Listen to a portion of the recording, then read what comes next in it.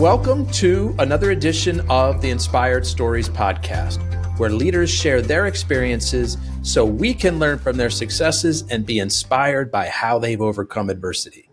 My name is Anthony Codispoti, and today's guest is Teddy Hazelwood. He serves as the Chief Information Officer at Smyrna Ready Mix Concrete, a leading provider of ready mix concrete and construction materials.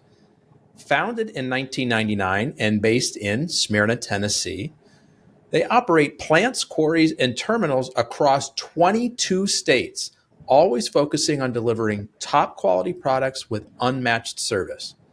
Now, as the CIO, Teddy drives the technology strategies that have enabled SRM to become a standout producer in the industry. He joined the company in October 2017 as Director of Information Systems and stepped into his current role in February 2020. Teddy brings over 30 years of experience leading technology teams in distribution, manufacturing, and logistics. And in his role at Smyrna Ready Mix, Teddy earned honors as an enterprise finalist in the 2024 and 2025 Tennessee Orby Awards, recognizing exceptional leadership in IT. Now, before we get into all that good stuff, today's episode is brought to you by my company, Add Back Benefits Agency, where we offer very specific and unique employee benefits that are both great for your team and fiscally optimized for your bottom line. One recent client was able to add over $900 per employee per year in extra cash flow by implementing one of our innovative programs. Results vary for each company, and some organizations may not be eligible. To find out if your company qualifies, contact us today at addbackbenefits.com. All right, back to our guest today, the Chief Information Officer of Smyrna Ready Mix Concrete, Teddy Hazelwood. I appreciate you making the time to share your story today. Thank you. I'm glad to be here. All right. So, Teddy, when did you first realize that you had an aptitude for tech?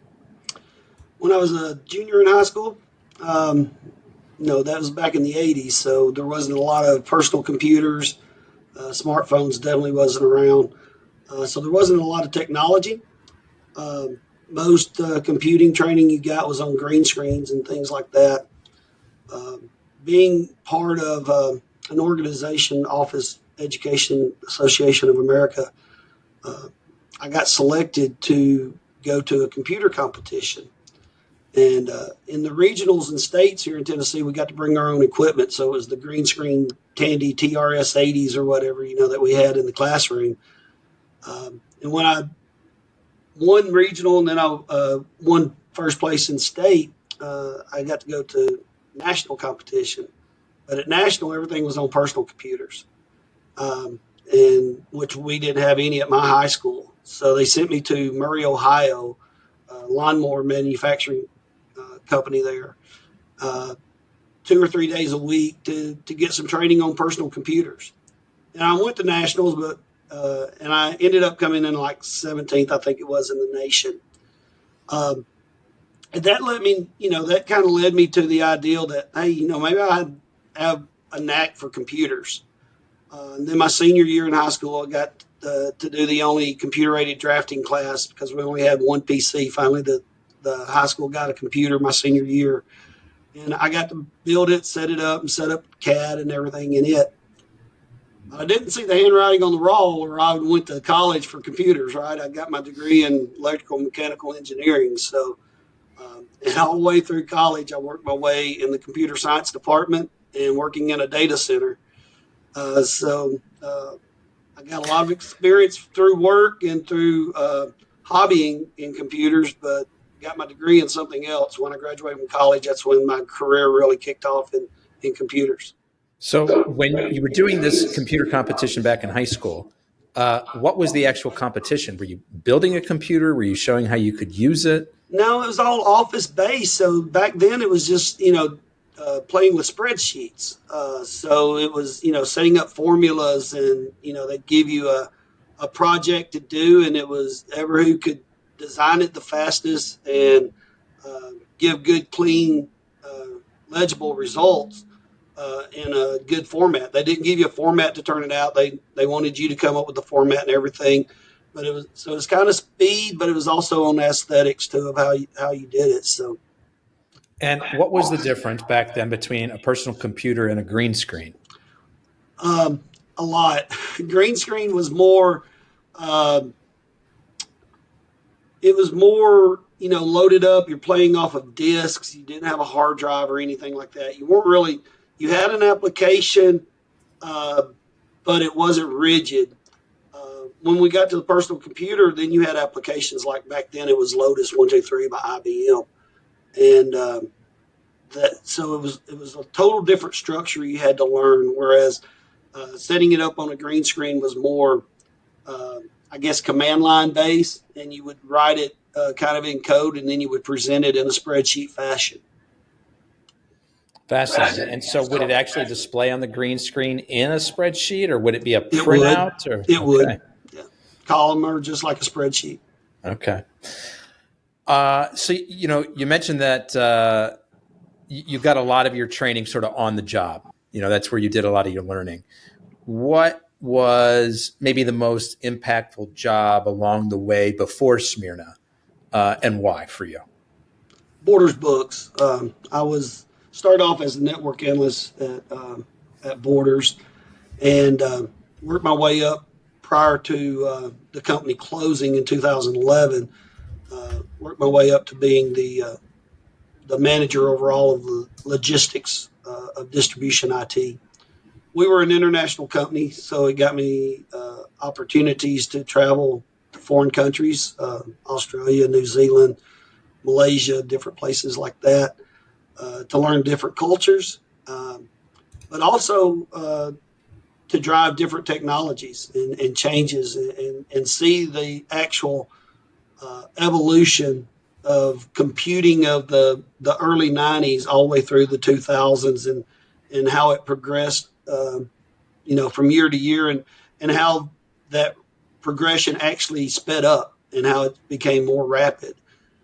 You used to, a generation of computers was 4 to 5 years. And technology was somewhere between 7 to 10 years. You could still work off of it. Uh, that's gone down to a lot of times in months, especially when you start talking about applications and different things like that. If you are too slow in implementing whatever you're implementing today, uh, if you're too slow at it, it has already been replaced by something new and better. So it really helped me develop an adaptability to change and how to implement change and different things on a regular basis in a moving environment, because you can't never take your systems down. You just have to implement it while you're on the go. So that was probably my most influential time.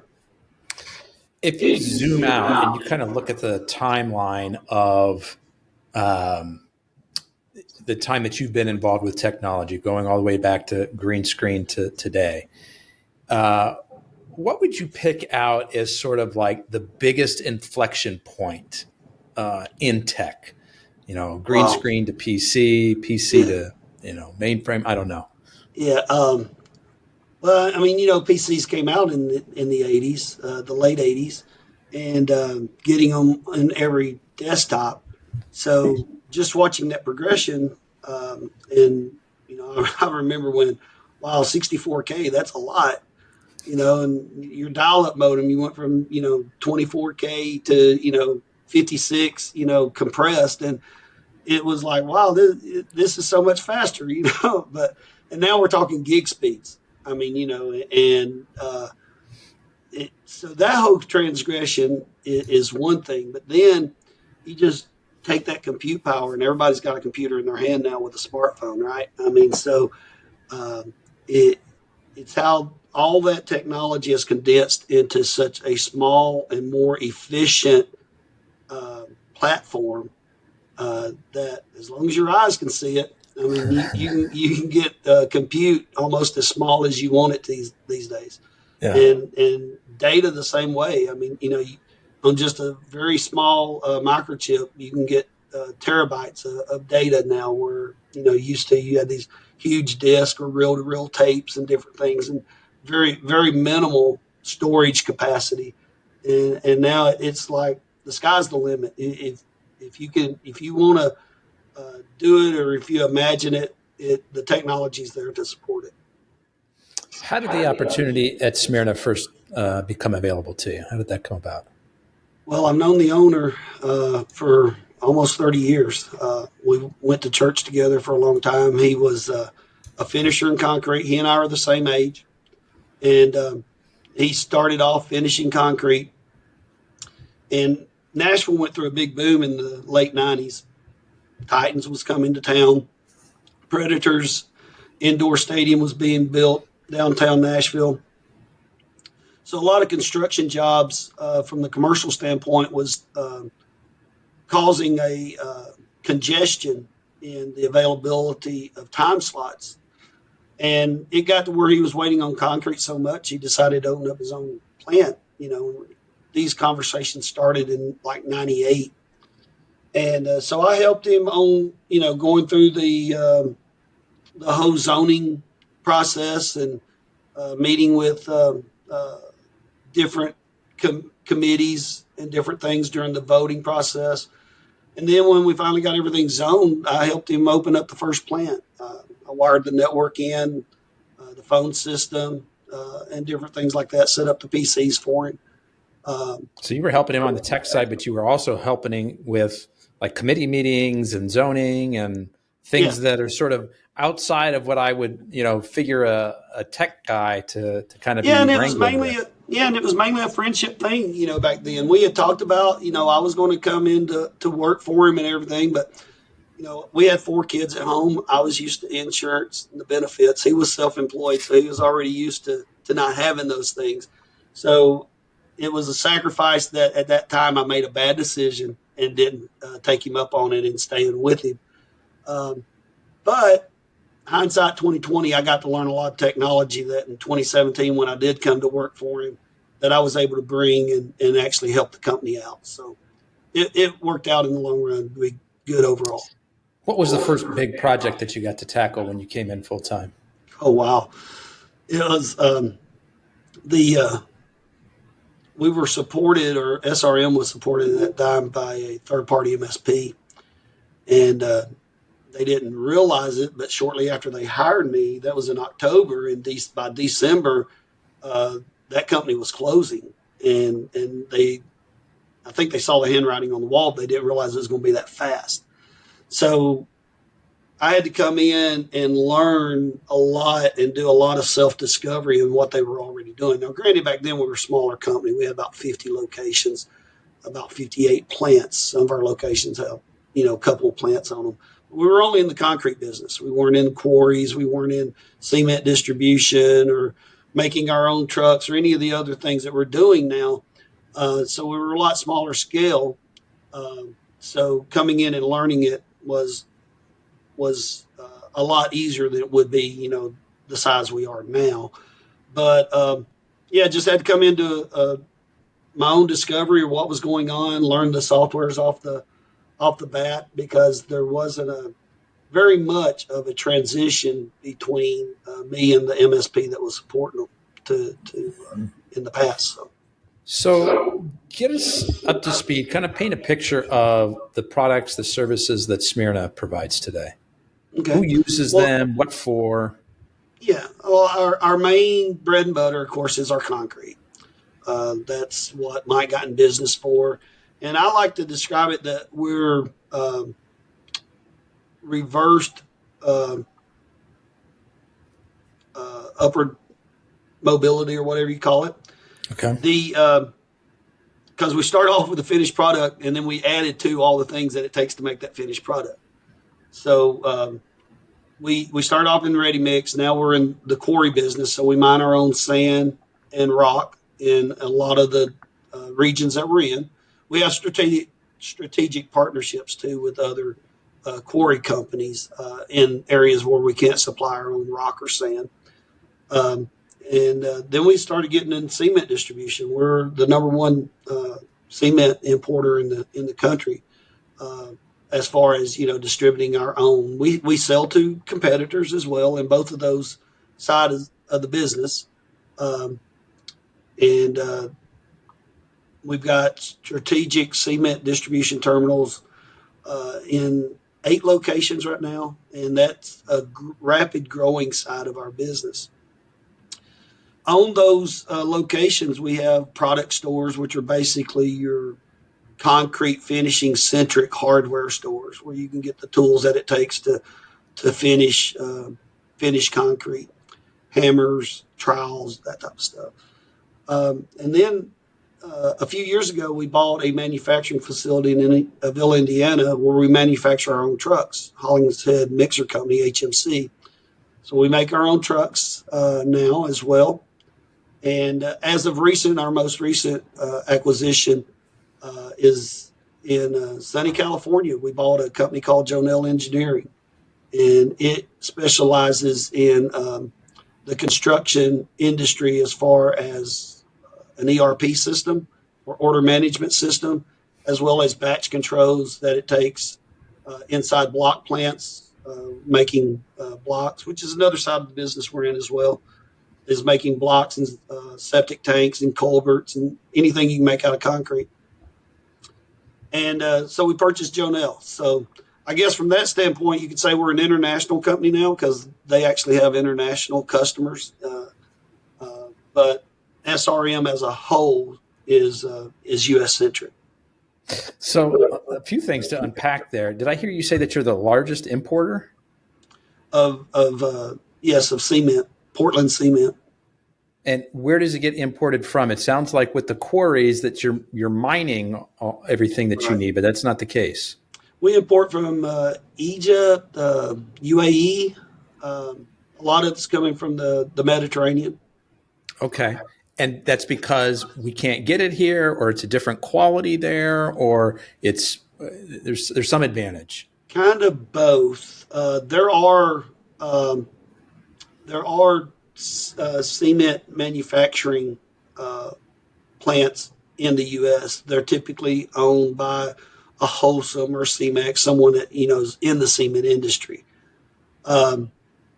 We buy from the foreign country because pricing, the trade, it's a lot easier.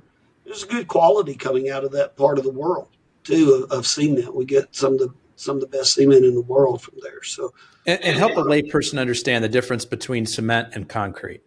Cement is the ingredient. It's the powder. It has silica and some other things in it scientifically that when it reacts with water, it heats up and it solidifies. And that's the bonding agent. Concrete is a mixture of cement, which is your cementitious products. Now, that can be a mixture of cement and what we call slag, which is metal shavings, or ash, which comes from coal fire. Or you can just have straight cement. And then you have your aggregates, which is your sand and rock. And you mix those components together with water, and that gives you your concrete. And so why are there different formulations of concrete? Strength. Like when we're doing a high rise in New York, then it has to have the sway without cracking for the tall skyscrapers that you do.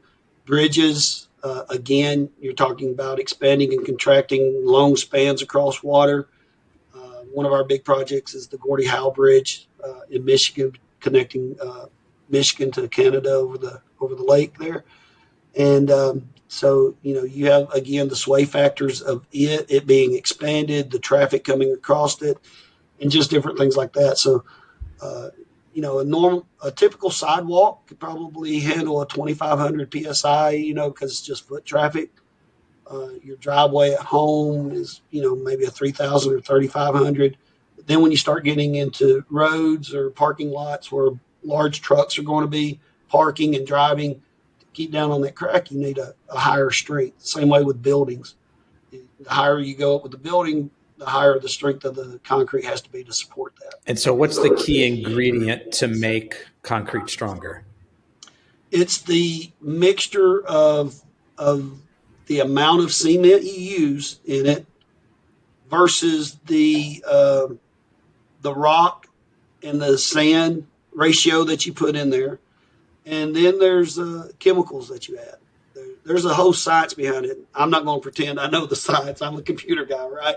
But there's a whole science behind um, that and how to determine your strength and you know there's a the water factor is called slump. That's how wet the concrete is when it shows up, and the wetter the concrete, the lower it's going. It has the potential to lower that strength some and create issues and stuff. So again, we're getting into the science of it that I won't pretend to know a whole lot about, but I know enough to support it. Fair enough. I just want to kind of highlight here for a moment and talk a little bit more about how vertically integrated it sounds like you guys are. I Yeah, mean, to the point of, quarries, that's a big step, and that makes a lot of sense. And then you guys manufacture your own trucks. we do. And if I understood the acquisition out in California, it sounds like some kind of a software company that supports what you guys do. It Is that does. We correct? have used Jonell for years. They have a whole suite of softwares that manages order management, where you can take concrete orders, aggregate orders, product store orders, or block orders. And then they have phone app tools. One of them is Clutch Mobile, where you can go in and you can monitor your day, track your day of how the orders are going, and different things like that. As well as e-ticketing, where instead of printing out a paper ticket, it shows up on a tablet in a truck, and they can get sign-on glass technology uh, from the customer or the foreman that's on the job. So there's a lot of technology there that they do from that standpoint. And then they have another side of the business that is in the controls. So it's the actual PLC panel that goes inside the plant itself that controls all the conveyors and the weighing up of all these admixtures and the ingredients that we just discussed in going into the truck and actually making the concrete. So, what could possibly be next in terms of integrating vertically? Well, I mean, it's hard to say. I mean, it's hard to say. It And sounds like you guys have got all the bases covered. well, yeah, and as a CIO, and as my computer department, I've got a good team and everything. So we get to support everything that the Hollingsheads have ventured into. So we've got, all that. And then we've got a hospitality side that's the Smyrna Airport, it's Hollingshead Aviation. And then a couple of golf courses here in the local market that we support. Uh, they have their own construction company where they build houses. We have an air conditioning company where we install HVAC systems. We have uh, here locally, we have our own explosive company that goes out to the mines and does the drilling and sets the explosive charges for the quarries, and we support that as well. So When you get to be such a huge size and scale like you guys are, it increasingly makes more financial sense to either acquire these capabilities or to develop them internally. Just if nothing else, to support your own ventures, but then obviously things that you can offer to competitors too, right? it is. I mean, and our internal mission is to be the largest construction manufacturer in the country. And right now we're in 23 states and we're marching toward that 50 mark, right? So, but with that, we like to bring the markets up that we're in as well, because we believe in a healthy competition and everything, because there's always work to be done. Other than water, I think concrete is the number one natural resource of consumption. Oh, that's wild to think about. Amazing. I want to talk about the Tennessee Orby Awards. I think it was 24 and 25. Can you share, first of all, what those awards mean and how you came to be a part of them? Yeah, I'd never heard of the Orbeez or Inspired Network that it's part of. It's until I got nominated, and it's basically an award of your peers. You're nominated for it, and then other CIOs that are part of the organization get together and vote on who the winner is based off of interviews and uh, that we do, through the organization and different things such as that. Um, but it's a good honor. I love it. The fact that I was, thought of as that, but it's also a team thing, right? I mean, I didn't do all this by myself, and I'm by no means supporting a company with 570 locations, on my own. I've got a team of 16, which when I tell a lot of people that, they're like, "Wow, that's small," and it is. But I expect a lot from my team, just like the company expects a lot from me, and when we do from all of our, whether we're C-suite, whether we're managers, or whether we're hourly employees, whatever. Uh, there's not one thing that we don't expect from our employees that we don't expect out of ourselves. Our ownership, Mike, Jeff, and Ryan, they're getting in trucks and delivering concrete on a regular basis. Is that right? They'll jump in a 18-wheeler and deliver cement if it's needed. So even though we're a large company, we still do our very best to operate it in that small family environment. Um, my guys, they'll witness me jump in on a server that's down, or a switch that's down, or a sonic, a firewall that's down, whatever the case might be. Um, Crawling around on floors, installing new equipment on acquisition day.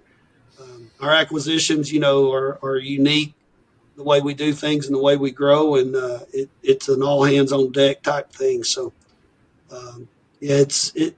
So getting back to the Orbeez, with all that being said, I, I think it's just that environment that set me up for the honor. Is um, it's definitely an award of your peers, and whether it's my vendors or fellow um, C-level tech people that I've worked with or came in contact with, they get to see that firsthand and work with that firsthand. So, Teddy, as you think about the kind of explosive growth that Smyrna's gone through in the last 20 plus years, um, what special role do you think technology has played in that? It has played a big role considering what our strategy is, right? A lot of companies, when they acquire a company, it's like, okay, we bought it, but we're going to operate on these disparate systems for X number of months. That may be 12 months, it may be, 48 months, maybe 6 months. Our strategy is we go in, we buy a company, regardless how big it is, the next day they're operating on our systems. So, Whoa. yeah, we close on Monday, Tuesday, all sales are on our systems. So that's a big challenge. I mean, our largest acquisition to date was 94 plants, and we brought 94 plants live in a 24-hour period. And everybody says, "How do you do that?" And believe me, companies, when we acquire them and we tell them this is what we're going to do, they stand back, they cross their arms, and we've got to see this, because they're expecting this huge influx of failure about to happen, right? But technology has went a long way in that, and and I like to I'm proud of the strategy that we came up with. We use a what I call a cookie cutter process. We Everybody's on the same like equipment. We take our equipment in there, we get it stood up. Uh, a lot of times on those big acquisitions, we do get to go in a couple of weeks ahead of time and start installing like our network. We can't break their network because they're still working, but we can install ours side by side. And I have a process where we stand up our network, and even with internet that's isolated to us, so that we can create um, our hub and spoke communication coming back to us, so that when during cutover week, the company knows we're buying them. They have access to our system. They can start putting orders in our systems, right, and stuff like that. But it allows us to go in on cutover night and change all the equipment over to the new network in pretty rapid time. And so, with that being said, it allows us to have all sales, all KPIs, all that stuff immediately being measured internally by us and by our systems. And then it lets us as the supporting groups, whether that's IT, whether that's financial accounting, whatever, to do the cleanup on the back end. Transferring numbers, transferring accounts, and stuff like that. So we take the ernst on ourselves to do the cleanup on the back end of it for the sake of having all the order management and the processing and accounting processing and billing being on the front end on our systems. So we can start off from day one knowing where we need to get the EBITDA up to and all those different things because we're not working in disparate systems. We're not trying to pull KPIs and numbers from one system and compare it to this system to see how this acquisition is compared. It operates all as one company, and they just fall right into other plants that are in that region, unless it's a new state, and then they start building their own. Just the process of getting the data from one company's software, they're a lot of times they're not using the same platforms, right? That's right. So just that process of getting the data from one platform to another. I mean, I'm an outsider. This isn't what I deal with, but I would guess that typically takes weeks, if not months. Like, how are you guys accomplishing even just that tiny slice of it so quickly? It takes days and weeks, and a lot of times it's taking spreadsheets and it's going through them, and it's hours. I mean, but it's just the dedication from our leadership team, whether that's in operations, it's in financial accounting, or within IT. We all come together and do the due diligence. Our accounts receivable department, they go through all the AR data. The customers, our operations go through all the mix designs and all the open quotes and POs that are out there that they're in the middle of, and the projects they're in the middle of. And it's a task, but it's something that we have now done several hundreds of times.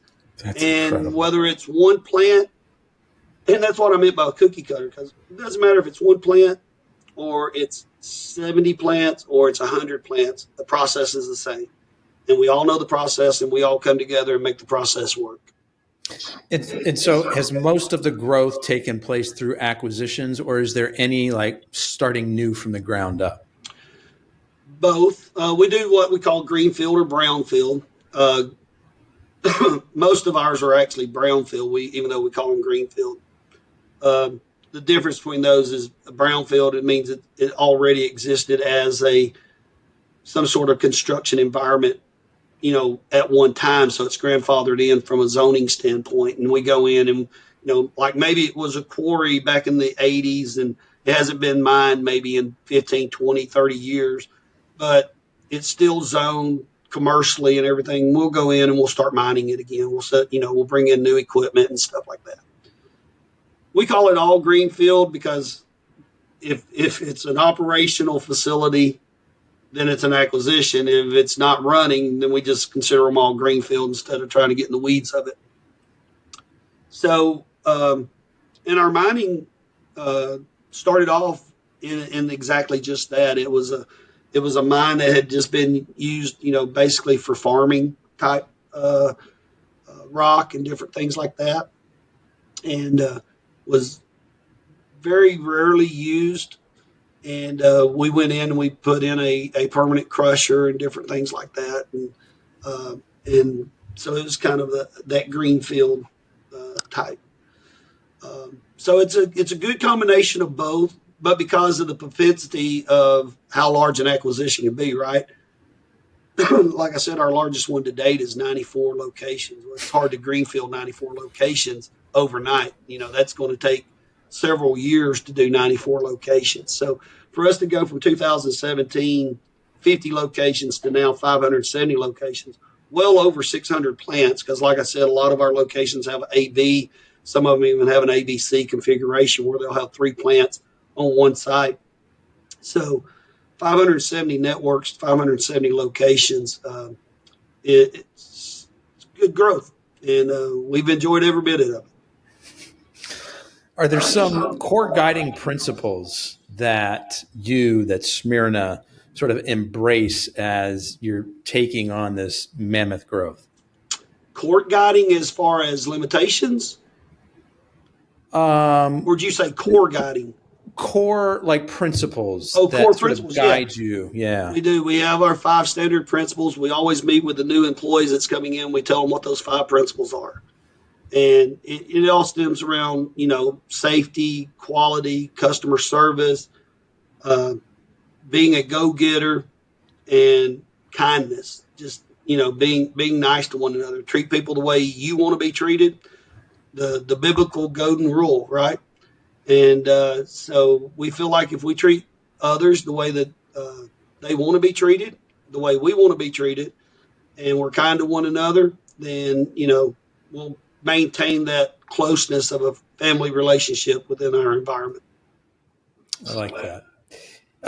How about a tech project that is maybe currently underway that you're really excited about, or something that's coming that you're like, Right. oh boy, like this I've this got really it. gets me out of bed in the morning. Yeah. My department, my engineers, and we're always laughing because we had, projects that we wanted to have rolled out at the beginning of the year, and we've kind of slow rolled them to make sure we have all the bugs worked out and that it's working the way we want it to work, and has an easiness of for us so that when we put it out to the user community, they won't have any issues.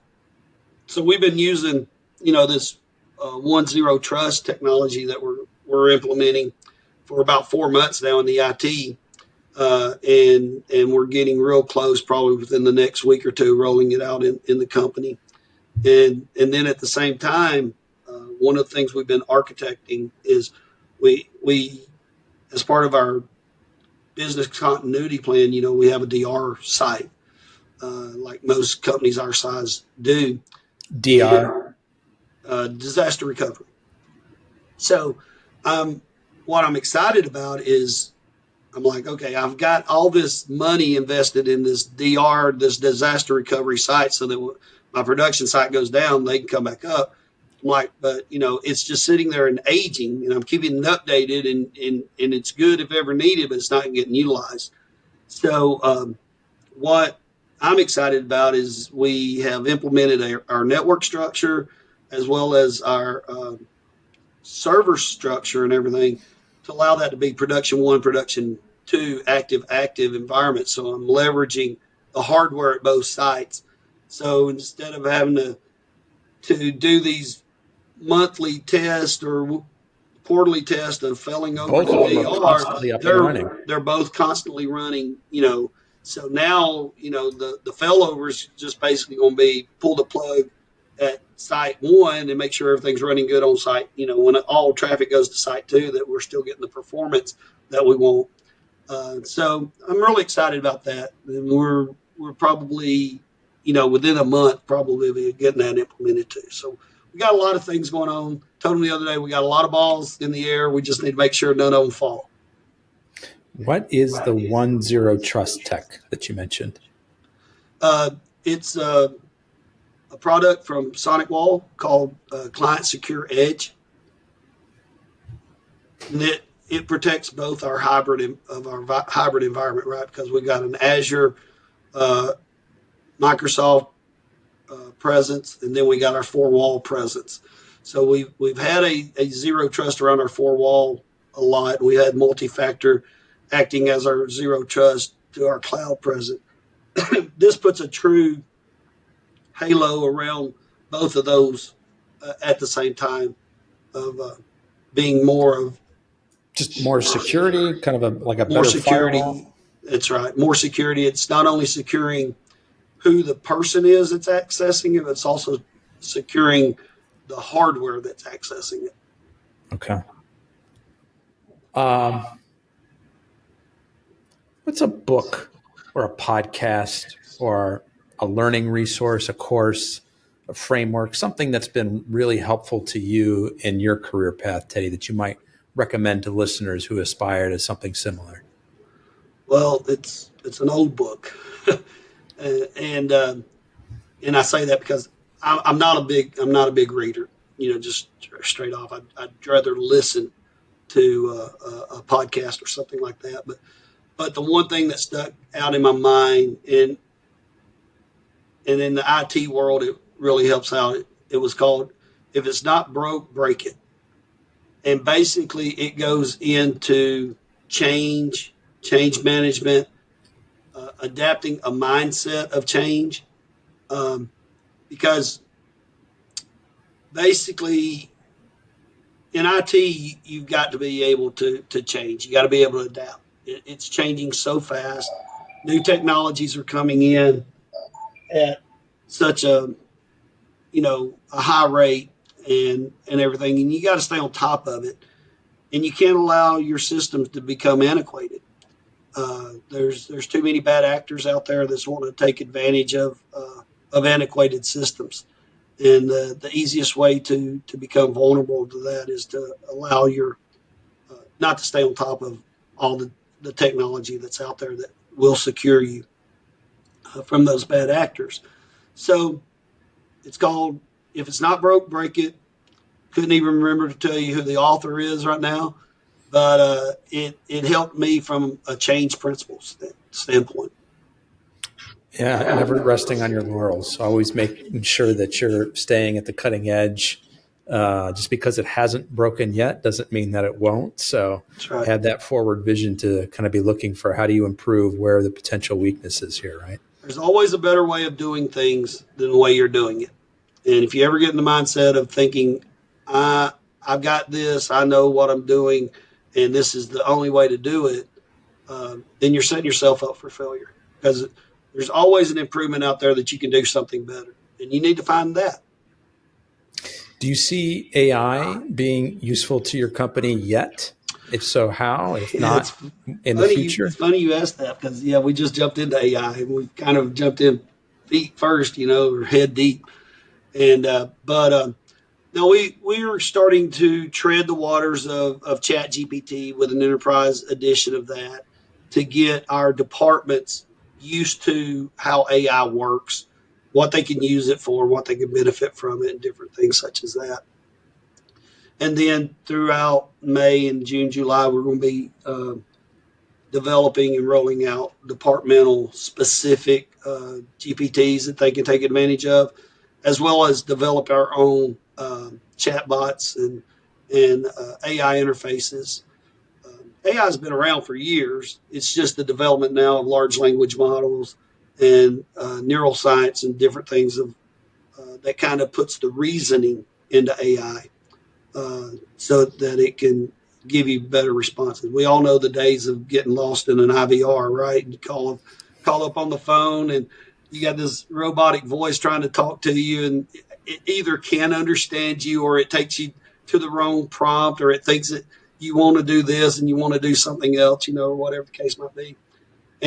But the AI today is so much further advanced than what it was, and uh, it, but it's all encompassing of the old AI, right? The APIs even and EDI and some of the other acronyms that we throw around in the tech world fall under artificial intelligence now because it's agentic, right? You're having an agent in the background that's doing the process of what people used to do, whether that's transferring orders from system to system or whatever the case might be.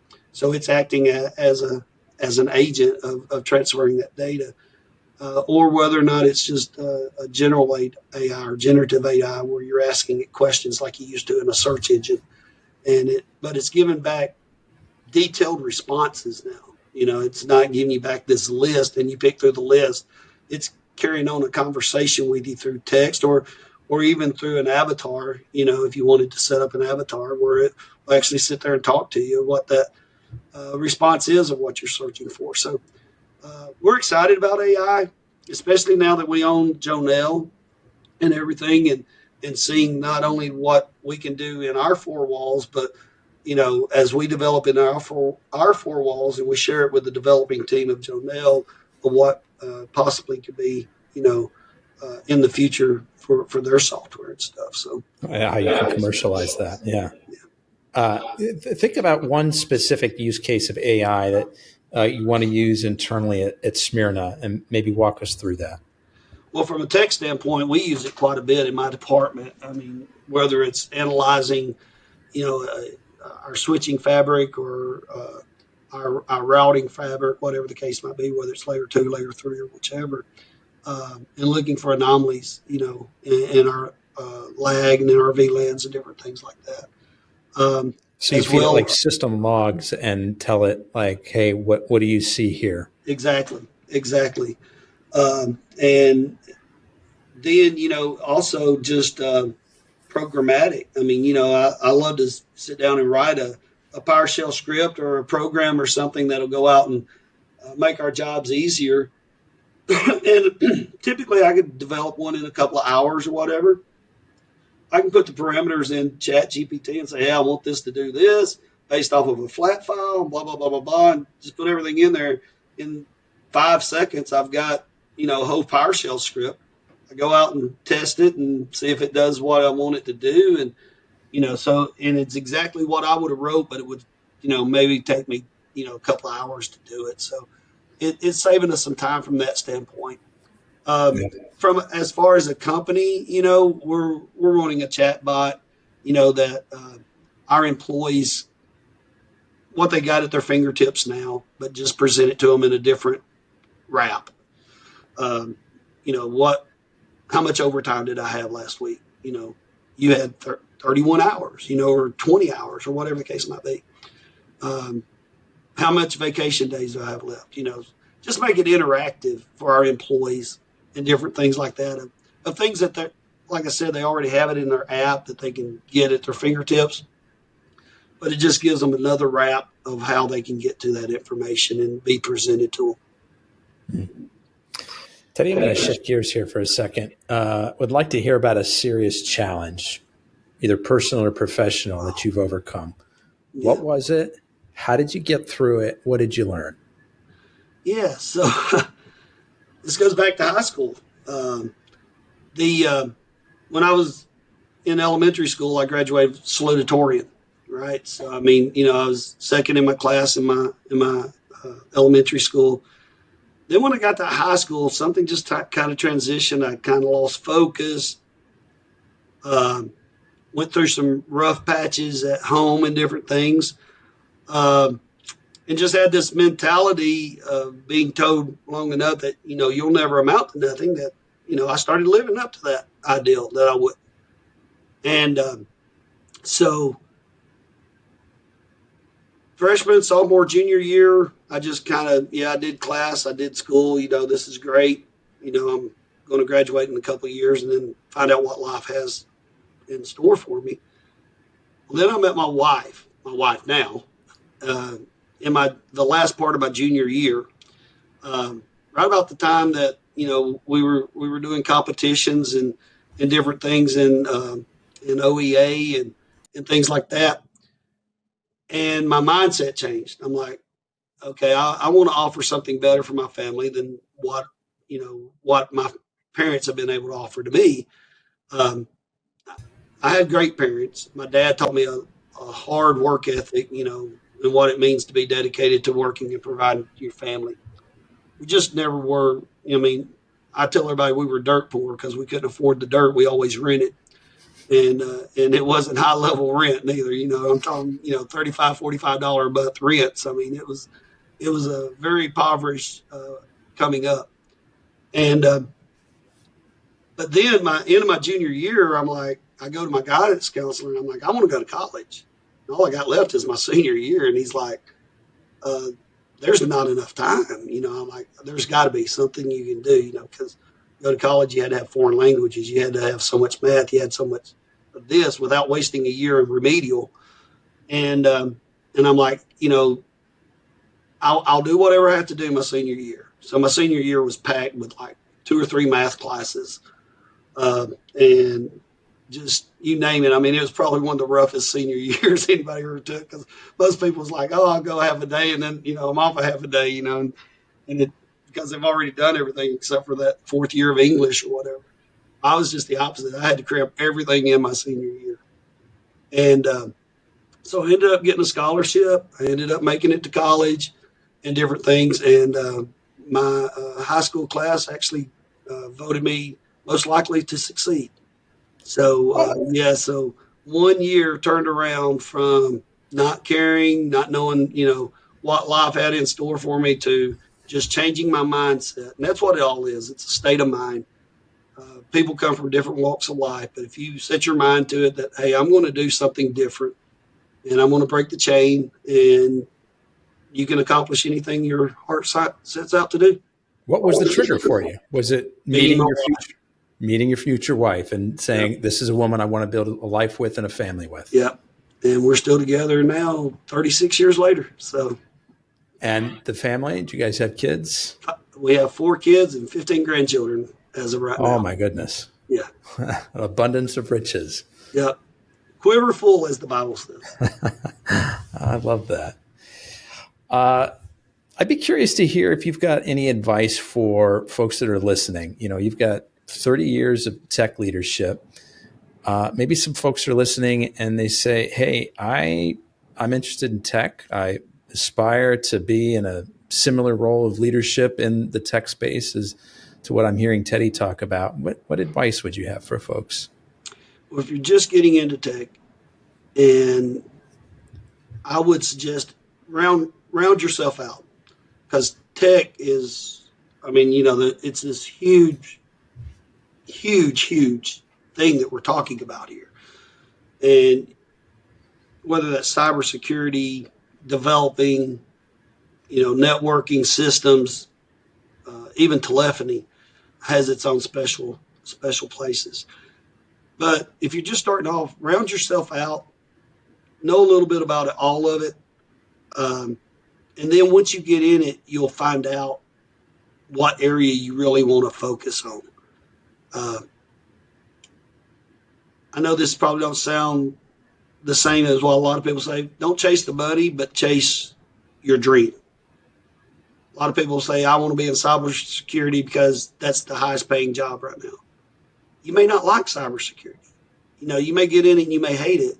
Then you got a job, you don't have a career.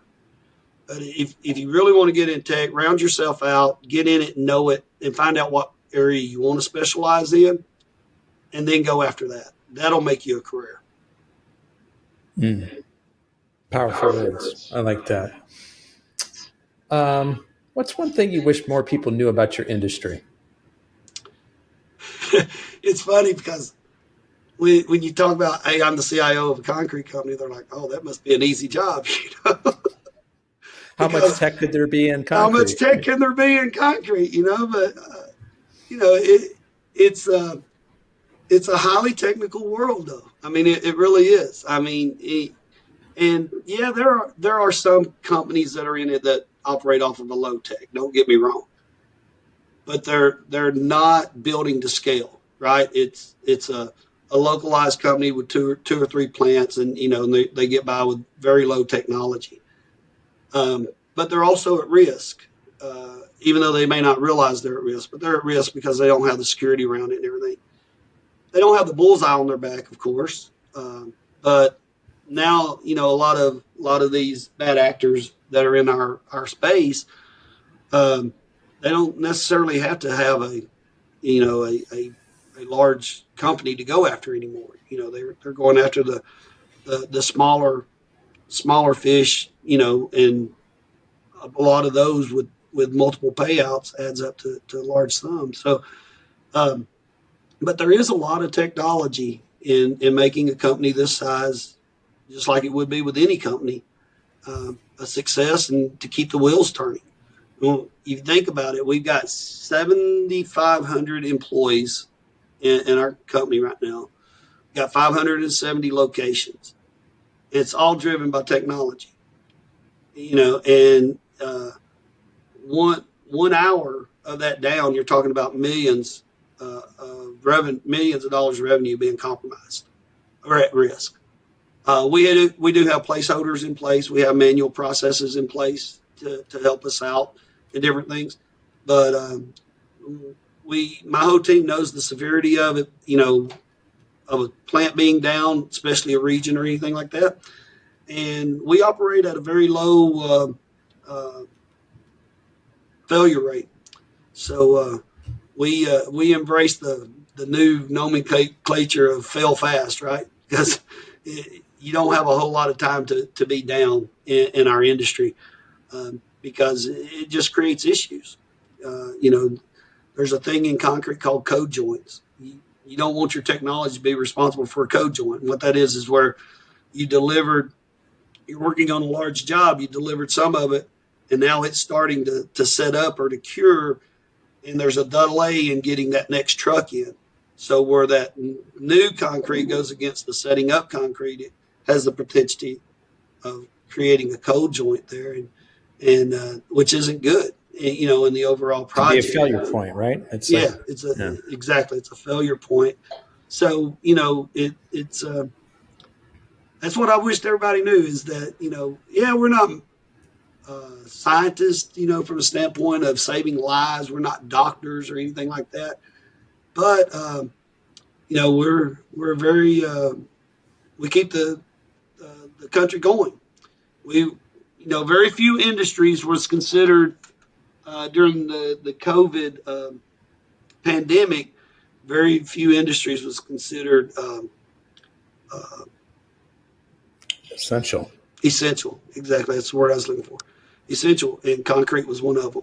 And so Hmm. we never missed a day of work, and our plants continued to operate throughout the pandemic, offering our goods and services, and whether it was setting up, helping set up the pads for the mobile back shops that were being set up, uh, providing gravel for the parking lots or different things like that, or getting caught up on a lot of road work. A lot of states decided to get caught up on road work because there wasn't a lot of traffic. So we were considered essential, and um, that's just because concrete's important. Like I said, it's the number two conserved natural resource in the world. So Yeah, that still blows my mind. Teddy, let's say a year from now, you and I reconnect and you're celebrating something. What would that be? hopefully, it's being not just a finalist in the Orbeez, but maybe I win it. I love it. Maybe it's grandchild number 16. I don't know, but Maybe it's both. maybe it's both. Yeah. And then maybe, who knows, maybe it's SRM just acquired, another 100 plants. That would be great. I just got one more question for you, Teddy. But before I ask it, I want to do two things. Everyone listening today, I invite you to hit the follow button on your favorite podcast app so you can continue to get more great content like we have with this interview today with Teddy Hazelwood, the CIO of Smyrna Ready Mix Concrete. Teddy, I also want to let people know, and I'll give you a choice here, either the best way to get in touch with you personally, to follow your story, or to follow that of Smyrna's. What would that be? Well, the follow Smyrna is smyrnareadymix.com. SMYRNAREADY mix.com. And we keep it up to date with, what our acquisition, what our growth, what our everything that we're doing from a company standpoint. You can find me on LinkedIn, Teddy Hazelwood on LinkedIn to follow my career path. You can send me a invite there as well, so that we can socially get connected and different things. Great. And we'll include links to all those things you just mentioned in the show notes for folks. So, last question for you, Teddy. As you look to the future, what are the exciting changes you feel are coming to your space in the next few years? Well, you just mentioned it, AI. I mean, there's a lot of buzzwords that come into IT. IT loves buzzwords. We like to throw out, like I said a while ago, EDI, IVR, AI, all these acronyms that stand for something, right? But if you remember a few years ago, cloud was a big thing. And we got to move to the cloud. CEOs was grabbing it by the horns. We got to move to the cloud. Well, cloud infrastructure, you know, quickly, just a quick description of it is someone else is hosting the data center. There's not a computer in the cloud. The computer is sitting, the data center is sitting somewhere, whether that's Microsoft, Oracle, AWS, or some other uh, data center that leases out space in their rack. Um, and but it got dubbed cloud computing, and because you accessed it through the internet. AI's where it's at today is different than AI of yesterday. Like I said, we've all gotten lost in those chat bots and the IVRs on phones and different things like that, where the technology didn't really understand you, didn't take you where you wanted to go, and it led to frustration after frustration. The AI today is different from that, and it just keeps getting better, and it's getting better. I mean, the AI today is better than when ChatGPT first came out, last year or the end of 2023. It's just light years ahead of where it was even then, and it's just progressively getting better and better. So in the next few years, um, that's going to change drastically, not just the IT space, but the everyday end user of technology space. The We all have Alexa or Google or something in our phones, right? Where we Alexa turn on the music or turn on the TV or turn on the lights or whatever the case might be. That's just a touch of how smart our technology is going to be from a voice response. We're seeing it in cars, where we can talk to the car and tell it, where we want to go, and it brings up the locations, or we speak to our phone to call, look up a certain company or whatever the case might be. That's just the tip of the iceberg of where AI is going to take us. Yeah, it's going to be so exciting to follow. Yeah, And Teddy, I want to be the first one to thank you for sharing both your time and your story with us today. I really appreciate it. thank you. It's fun. Folks, that's a wrap on another episode of the Inspired Stories podcast. Thanks for learning with us today.